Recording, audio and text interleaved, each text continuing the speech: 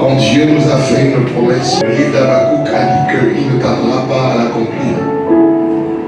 Et il y a des promesses comme ça, où Dieu vous dit, durant cette semaine, durant ce mois, durant ce programme, l'année prochaine à la même époque, telle chose se fera, telle chose se fera, telle chose se fera.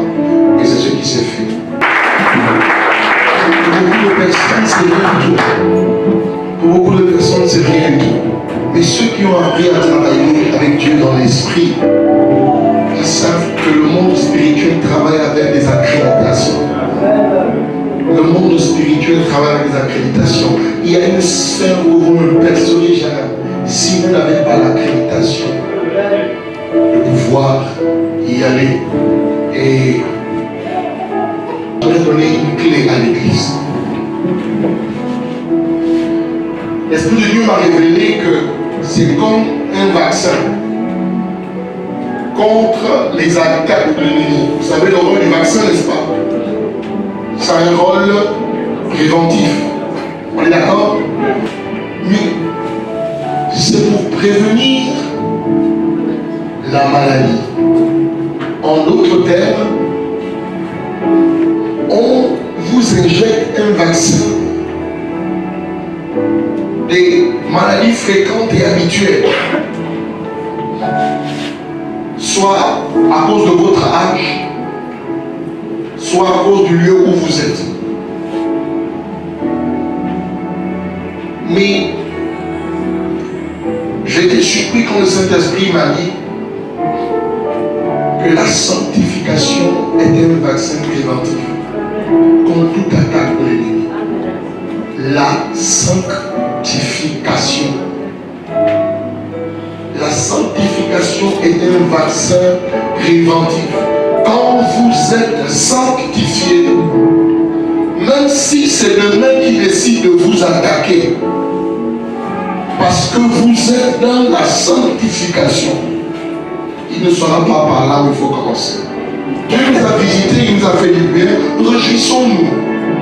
Mais à côté de la prière que nous faisons tout le temps, pour parler avec Dieu, est-ce que vous savez que quelqu'un peut être dans le péché et prier?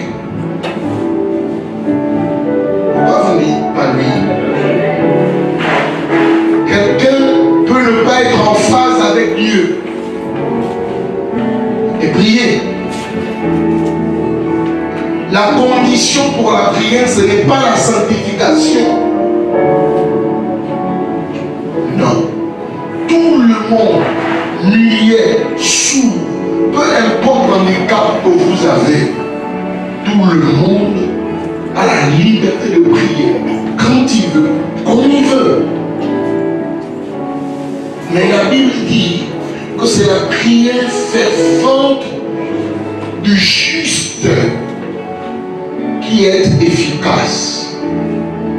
Il n'y a pas de justice sans sanctification. Je répète, il n'y a pas de justice sans sanctification.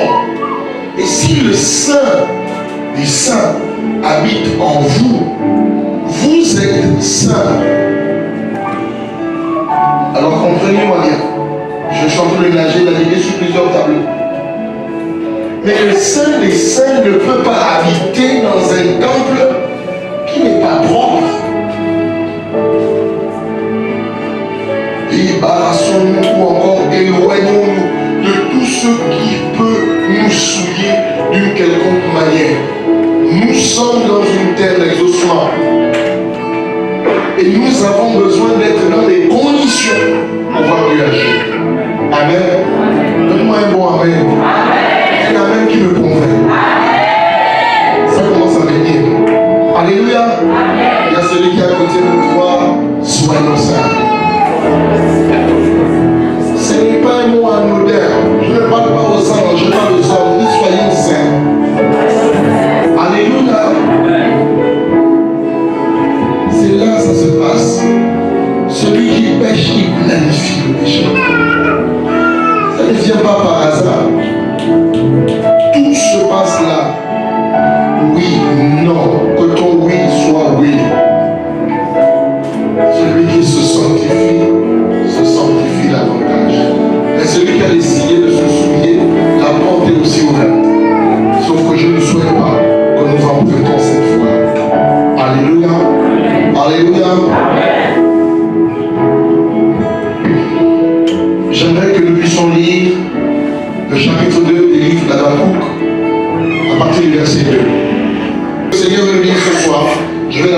texte, suivez, le verset 2 et le verset 3, la Bible déclare, l'Éternel m'a répondu et m'a dit, mets la vision à écrit, grave-la sur les tables afin qu'on la lise couramment.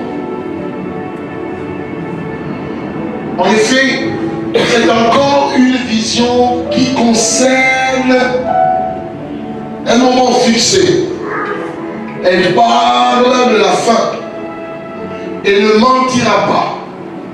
Si elle tarde, attends-la, car elle s'accomplira certainement. Amen. Donnez-moi 8 secondes. L'Éternel m'adressa la parole et il dit, écris la prophétie. Voilà, je la prophétie, voilà. Grave-la sur les tables afin qu'on la lise couramment. Verset 3.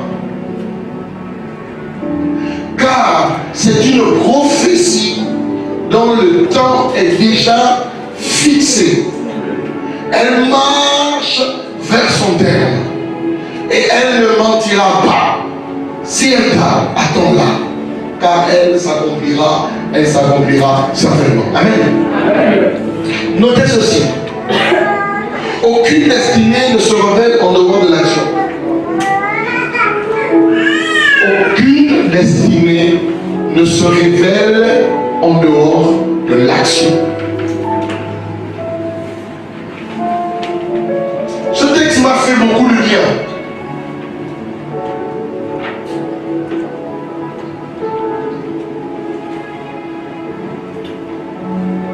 Quand j'ai commencé à lire ce texte, j'avais l'impression, je ne sais pas si les gens ont déjà eu cette impression, que lorsque la prophétie, elle est libérée, en fait, en elle sont contenues toutes les instructions pour qu'elle arrive à destination. En d'autres termes, pour qu'elle se concrétise. Moi, je pensais comme ça. Mais quand je lis ce texte, au début encore, la lecture du texte, j'étais convaincu de la même pensée. Car c'est une prophétie dont le temps est déjà fixé. Vous avez l'impression ici que vous n'avez rien à faire. Le temps est déjà. Elle marche vers son terme. Vous comprenez, non? Elle marche vers. Dès qu'elle est libérée, elle marche vers son terme. Et elle ne mentira pas. En fait, comme si elle a reçu toutes les instructions comme une voiture téléguidée. Vous voyez? Une voiture qui est téléguidée. On a programmé, on dit, va à tel endroit, et puis boum, la voiture s'en va. Et si toutefois elle parle, alors c'est là que je n'ai pas compris. Si elle tarde, là, il y a la présence d'un élément qui, pour moi, ne devait pas être là. Attends-là. Ça veut dire que la prophétie ne suffit pas. Il y a quelqu'un qui travaille avec la prophétie. Je peux vous l'assurer. Lorsque Dieu libère une prophétie, même si ça ne concerne pas directement les hommes, ce sont les hommes qui hâtent ou retardent l'accomplissement de la prophétie. Je répète, quand une parole de Dieu est libérée, c'est avec les hommes qu'est activée ou retardée la manifestation de cette prophétie. Alléluia. C'est très profond ce que je suis en train de vous dire. Ce texte nous donne l'impression au début que la prophétie est comme une voiture téléguidée. Elle descend, elle arrive dans votre vie. Dieu a dit que tu seras prospère. Et puis tu es là. La prophétie prend tes pieds, prend tes mains, t'amène tout d'un coup à un lieu. Et puis pouf, tu deviens prospère. Et si toutefois tu sens que la prophétie tarde, alors il y a aucune marche vers son terme. Et si elle tarde, elle ne mentira pas. Si elle tarde, attends-la. Qu'est-ce que moi j'aille voir là-dedans? Le Seigneur ne peut pas t'inclure à la fin et ne pas t'inclure au début. Ce n'est pas possible. Pourquoi on n'a pas mis, on n'a pas parlé d'Habakkuk au début? Pourquoi on n'a pas dit que la prophétie vient entre tes mains où tu marcheras avec elle? Parce que pour Dieu, ce n'est pas même pas envisageable, ce n'est pas envisageable qu'une prophétie soit libérée toute seule. Dieu travaille avec les hommes. Même pour que le soleil s'arrête, il a fallu qu'un homme transporte la prophétie, la déclare, parce que c'est aux hommes que le Seigneur a donné la terre. Un esprit ne peut pas venir ici jusqu'à ce qu'il veut. C'est pour cela que dans le domaine du combat spirituel, on vous dit que si vous voyez un enfant qui est possédé ou que l'ennemi retient en cage, ça veut dire qu'un de ses proches a donné la permission qu'on peut dans la vie de cet enfant. Les esprits ne travaillent pas sans l'implication des hommes sur la terre. Aucune destinée ne se révèle en dehors de l'action. C'est Dieu qui annonce votre destinée. Il prophétise donc.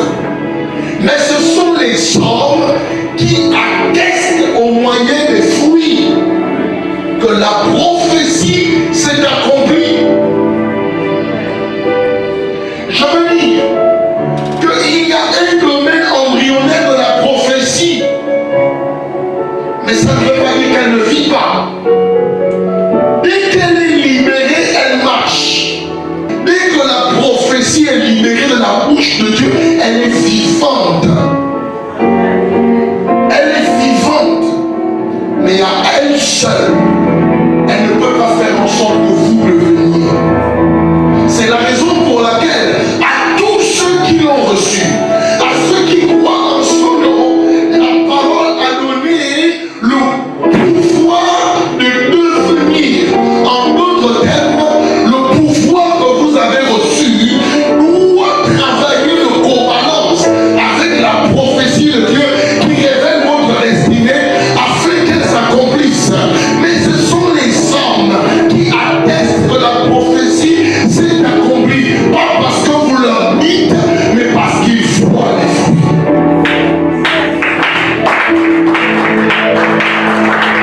Les hommes voient les fruits. Aussi longtemps que ce que Dieu a dit ne s'est pas matérialisé, you still have work to do. Tu as encore du boulot à faire. Est-ce que je parle à quelqu'un? Aussi longtemps que ce que tes oreilles ont entendu, ce que Dieu a dit de toi, n'est pas ce que tes yeux voient, ça veut dire qu'il y a du boulot pour toi. Il y a du boulot. Et ce que j'aime avec Dieu, c'est que quand il vous libère une prophétie, dès qu'elle s'accomplit, il donne une autre. Nous avions une prophétie pour lequel le temps était déjà fixé. Cette prophétie marchait à son terme. Assurément, elle ne devait pas mentir. Mais il a fallu des personnes pour attraper cette prophétie, pour qu'elle soit palpable aujourd'hui. La prophétie arrive, mais quelqu'un doit la porter. Quelqu'un doit la porter pour qu'elle s'accomplisse.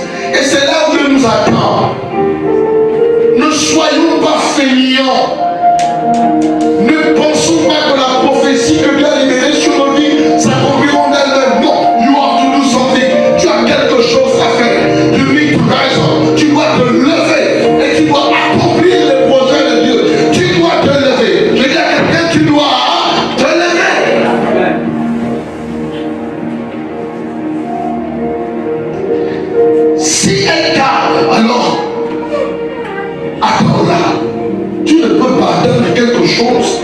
laquelle, en fait, tout ça, si vous comprenez. Voici ce que le texte dit, suivez bien. Je suis la prophétie, d'accord? Voici l'homme dans la vie duquel le Seigneur veut accomplir ses promesses. C'est moi la promesse. Attends-moi là. Marche, marchons. Comme on est vieux. Vous voyez comment ça va? Avance, avance. Et le Seigneur dit, maintenant dans ce cas-là, là où la prophétie tarde, au lieu d'être à ton niveau, elle est en retard par rapport à la position où tu es. Attends là. Car le but de la manœuvre n'est pas que tu sois devant, elle soit derrière, parce qu'elle a pour but de te révéler toi. La prophétie n'a pas de sens si elle ne te révèle pas toi. Et pourquoi elle ne te révèle pas? Amen. Voici le but de la prophétie. La prophétie ne peut pas aller toute seule. Non, non. Dieu n'est pas un aventurier. Aucune prophétie ne s'accomplit toute seule. Dieu révèle la destinée d'un homme, d'une femme. Il révèle la destinée de tout un peuple. Et il travaille avec l'homme. Lorsqu'une parole sort de la bouche de Dieu, elle est prophétique. Parce qu'il est le prophète par excellence. Amen. Voici ce que ce texte dit. Si elle tarde, attends-la. Tu dois être là où se trouve ta prophétie. Tu dois marcher avec elle. C'est un mandat que le ciel a libéré pour toi. Tu dois vérifier à chaque fois que... Est-ce que je parle à quelqu'un? Oh les amis, la Bible dit, un peu de sommeil et la pauvreté te surprendra. Il y a des gens qui n'aiment pas qu'on parle de la pauvreté. Vous savez, la pauvreté des fois, dans quelques textes, c'est le synonyme de l'enfer. Écoutez bien. Comment vous expliquer qu'un roi qui meurt ne soit pas enterré dans la demeure des rois? Lisez le livre des Chroniques. Un roi à qui les sacrificateurs disent, lui là, il ne peut pas rester là où on a enterré David. Vous l'appelez ça comment? C'est une honte pour le sacerdoce royal. Alors dites-moi, qu'est-ce que c'est qu'un roi qui n'a pas de rêve?